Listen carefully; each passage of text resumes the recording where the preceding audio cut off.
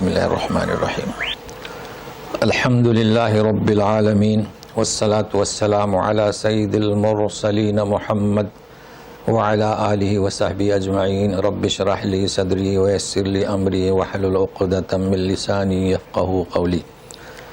آج کا ہمارا درس جو انشاءاللہ آغاز ہوگا شرح سے، اس کے بعد تین اور علق اور قدر، کوشش کریں گے کہ یہ چاروں صورتیں ہو جائیں، تو ساتھ میں رہیے۔ اعوذ باللہ من الشیطان الرجیم، بسم اللہ الرحمن الرحیم، ألم نشرح لك صدرك ووضعنا عنك وزرك الذي أنقض ظهرك ورفعنا لك ذكرك فإن مع العسر يسرا إن مع العسر يسرا فإذا فرغت فانصب وَإِلَىٰ رَبِّكَ فَارْغَب۔ پہلی بات، کیا ہم نے سینہ نہیں کھولا آپ کا، یہ ایک آیت ہوئی، اور آپ سے بوجھ، آپ کا بوجھ وزرک، آپ کا بوجھ ہم نے اتار دیا۔ اسی کی تفصیل الذی انقض ظہرک، جو تیری کمر کو توڑ رہا تھا، یعنی بوجھ۔ اب اور ایک چیز ہے تیسری، یعنی وَرَفَعْنَا لَكَ ذِكْرَكَ، اور بلند کیا تیرا ذکر۔ تو تین چیزیں ہوئی لیکن چار آیت میں۔ پہلی سینہ کو کھولنا، دوسرا بوجھ کو اتارنا، تیسرا ذکر کو بلند کرنا آپ صلی اللہ علیہ وسلم کا، گویا کہ خطاب آپ سے ہے۔ سامنے ہے آپ کے سورہ دوحہ۔ پہلا، علم یجد کا یتیما فآوا، آپ یتیم تھے تو ٹھکانہ دیا۔ ضالن فہدا، بھولے ہوئے تھے ہدایت دی۔ عائلن، مفلس تھے غنی کر دیا۔ تو تین انعامات ہوئے، اب یہ تین احسانات ہوئے۔ اب شرح صدر کسے کہتے ہیں؟ تو شرح صدر یعنی سینہ کھول دیا۔ دیکھیے، ایک آدمی پڑھا لکھا نہیں ہے تو وحی کے قبول کرنے کے لیے سینہ تو کھولنا چاہیے۔ جی، سینہ کھول دیا کس کے لیے؟ وحی قبول کرنے، دین حق کو سمجھنے، عقائد کا فہم اختیار کرنے۔ حالانکہ دنیا کی باتوں میں بھی ہوتا ہے، اگر ہم کسی کی بات کو نہیں سمجھ سکتے تو وہ کوشش کرتا ہے، تو اس کے لیے اللہ تعالیٰ نے ان کا سینہ کھول دیا۔ اس لیے کہ آپ بھولے ہوئے تھے، پریشان تھے، رائے حق کے متلاشی تھے، غار ہرا میں جایا کرتے تھے، تو سینہ کھول دیا۔ اچھا، اس کی شرح میں ایک آیت آپ نوٹ کر لیں، سورہ انعام کی 125، فَمَن يُرِدِ اللَّهُ أَن يَهْدِيَهُ، اللہ تعالیٰ جسے ہدایت دینا چاہتے ہیں، يَشْرَحْ صَدْرَهُ لِلْإِسْلام، سینہ کھول دیتے ہیں۔ یہ ہے سینہ کھولنے کے معنی۔ لیکن ایک ظاہری بھی ہیں، تو وہ بھی چونکہ حدیث سے ثابت ہیں، میں نے آپ تاریخ میں بھی پڑھتے ہوں گے کہ نبی کریم صلی اللہ علیہ وسلم جب دیہات میں بھیج دیے گئے تھے دایا حلیمہ کے پاس، تو بچوں نے دیکھا کہ اس وقت آپ کی عمر 4 سال کی تھی کہ کوئی شخص آتا ہے اور سینہ کو چیر دیتا ہے، بھاگے ہوئے گئے۔ تو وہ کیا تھا؟ تو وہ جبریل امین نے کھولا اور شیطانی حصہ نکال دیا، دھو دھا کر بند کر دیا۔ اب ظاہر ہے کہ آپریشن ڈاکٹروں کا نہیں تھا، جبریل کا تھا، تو نظر نہیں آئے گا۔ یہ بھی اس میں شامل ہے، سینہ کھول دیا۔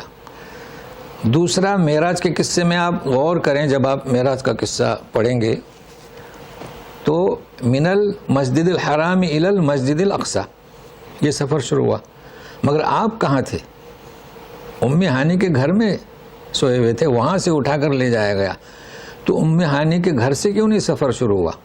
اس کی وجہ یہ ہے کہ سفر مبارک شروع کرنے سے پہلے آپ کے دل کو وہاں پھر کھولا گیا، سینے کو، اور زمزم سے دھویا گیا۔ صحیح ابواب المعراج، یعنی مسلم دیکھیں، بخاری دیکھیں، تو یہ ہے شرح صدر کے معنی، علم نشرح، یہ ایک احسان۔ دوسرا بوجھ تو تھا دنیاوی اور دینی۔ دنیاوی حیثیت سے آپ جانتے ہیں کہ دادا کا انتقال، چاچا کا انتقال، تو یہ بوجھ ہی تھا نا، اور دینی حیثیت سے آپ حیران و پریشان بیٹھے رہتے تھے، اور اسی پریشانی جو ہے آپ کو لے جاتی تھی غار ہرا، تو یہ بھی بوجھ اتار دیا۔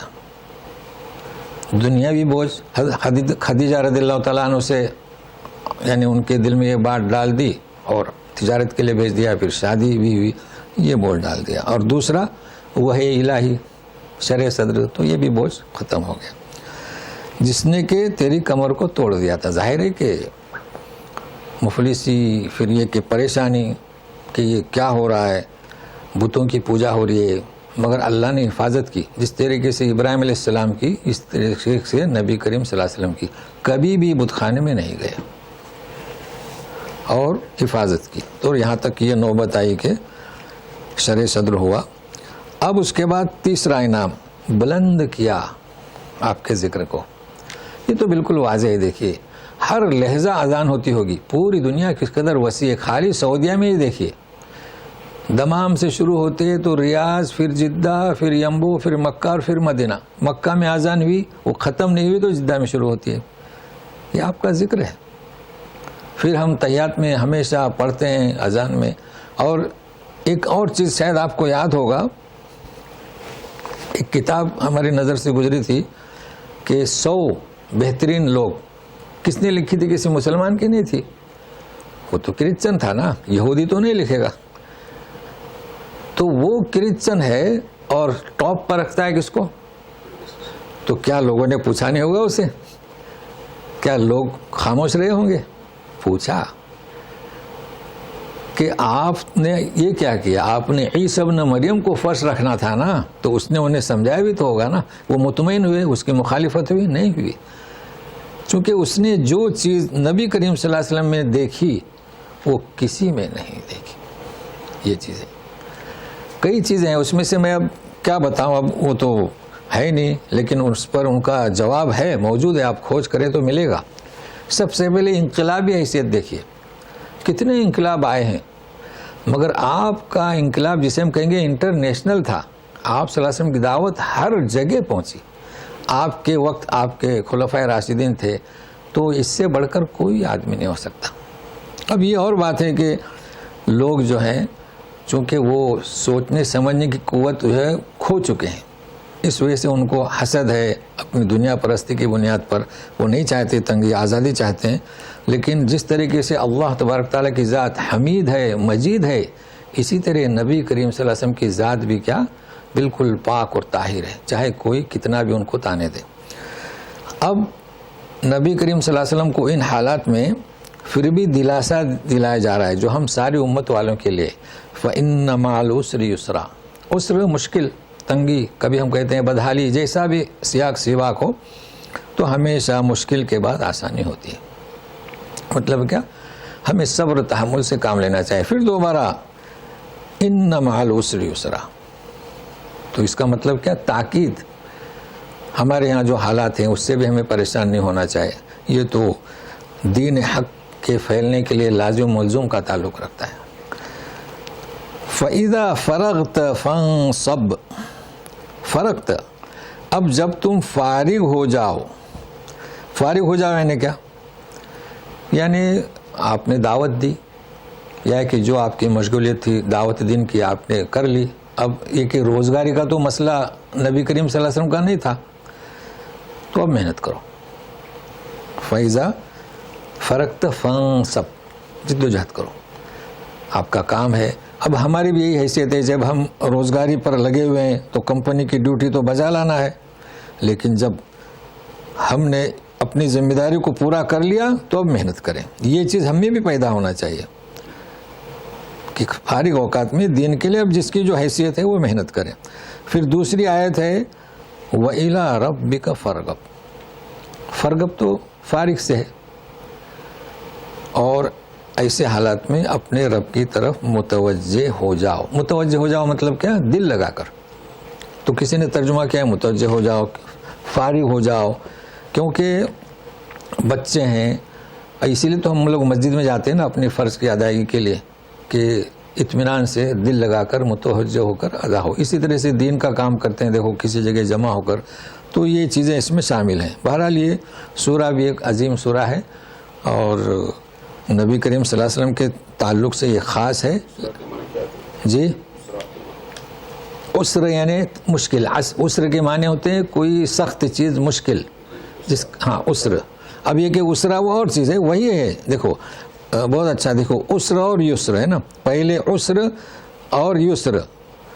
عسر کے معنی مشکل، یسر کے معنی آسانی، مشکل کا اپوزٹ. تو انما العسر یسرا کہ مشکل کے ساتھ آسانی ہے. تو اب وہ ہم آج تک ترجمہ کرتے آئے ہیں بدحالی کے ساتھ خوشحالی ہے، ایک ہی چیز ہے. تو اب جیسا سیاق و سباق ہو ویسے ترجمہ. اب یسر کہتے ہیں نا آسان، آسان.